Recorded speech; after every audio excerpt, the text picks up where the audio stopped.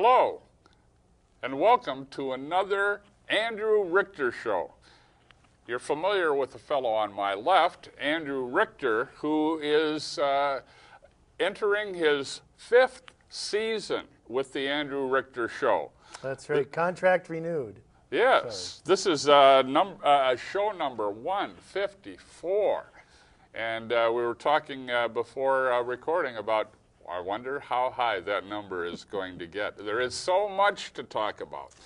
And I'm Dennis Holman. I'm your guest host for the evening. And on my right is a special guest. We have Rolf Erickson. And Rolf has recently established a new organization called RPT Minnesota. And we've invited him to talk a little bit about RPT Minnesota and what its purpose is and what it is intending to do. So, Rolf, welcome. Thank you. Well, RPT Minnesota stands for Reform Property Taxes.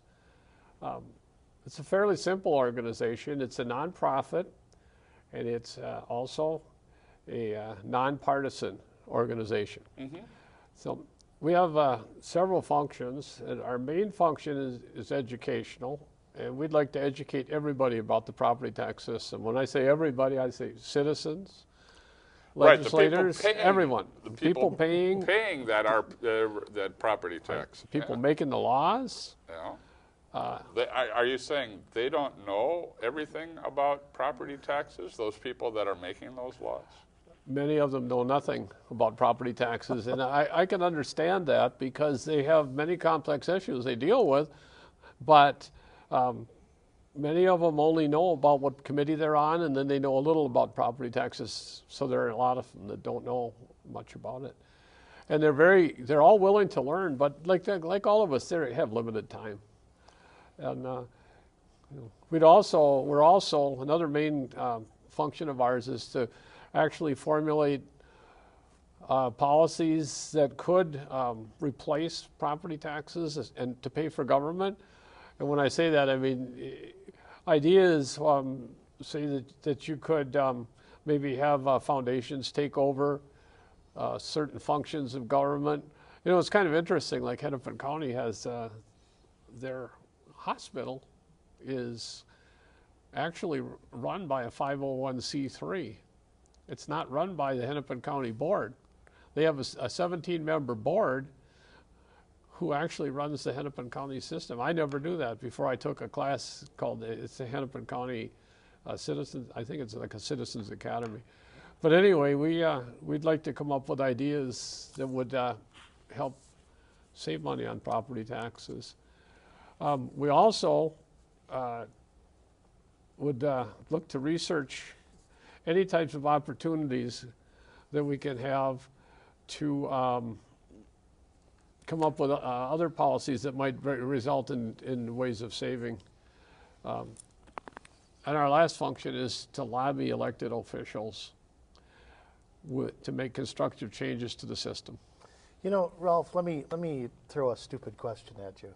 Why is it in Minnesota, no matter what it is, okay, whether it's school funding, local government aid, all are part of our property tax system?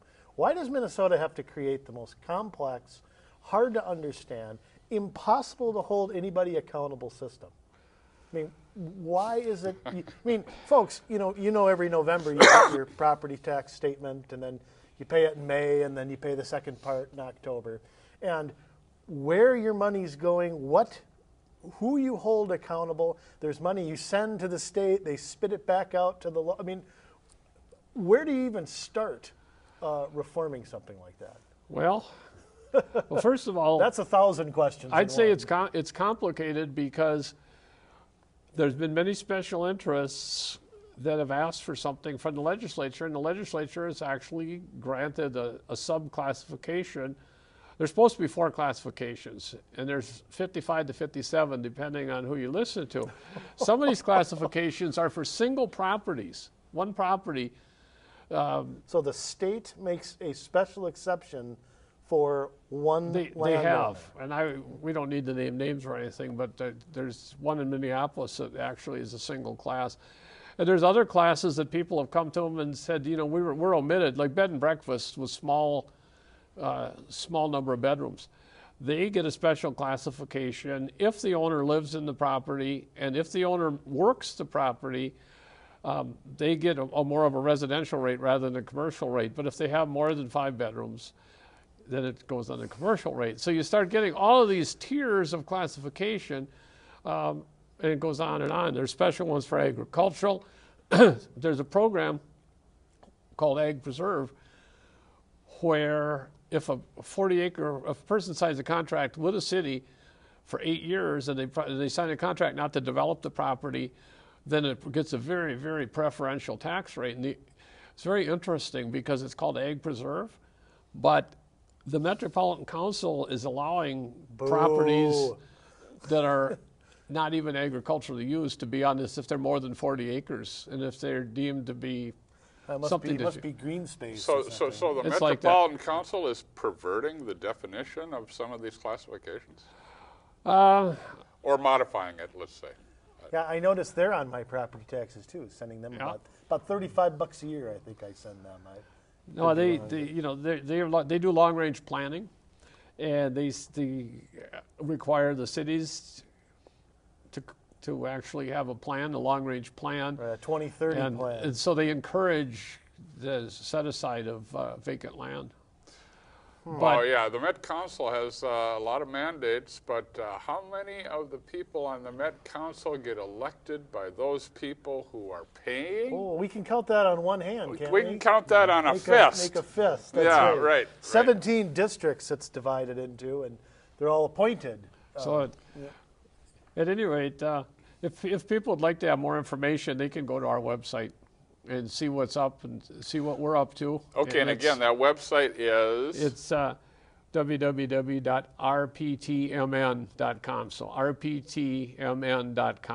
And they also have a Facebook page too. Go click like on RPT's Facebook page. I did. Right, their okay, the Facebook page. Let Good. me. And are you looking at all for members?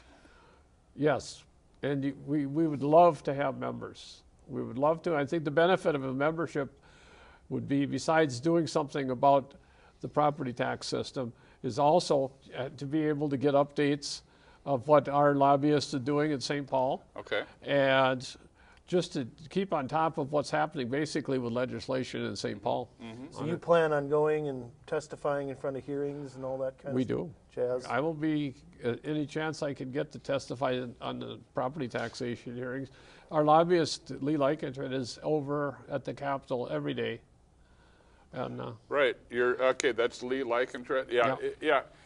And another thing besides membership, in order to handle all of the research and putting together, let's say, prospective legislation for the legislature and so on, this all takes a little bit of money too. So it does. even besides membership, I would guess you're looking for some contributions from the public. We take contributions. Unfortunately, to be able to lobby, we're a 501c4. Our contributions are not deductible.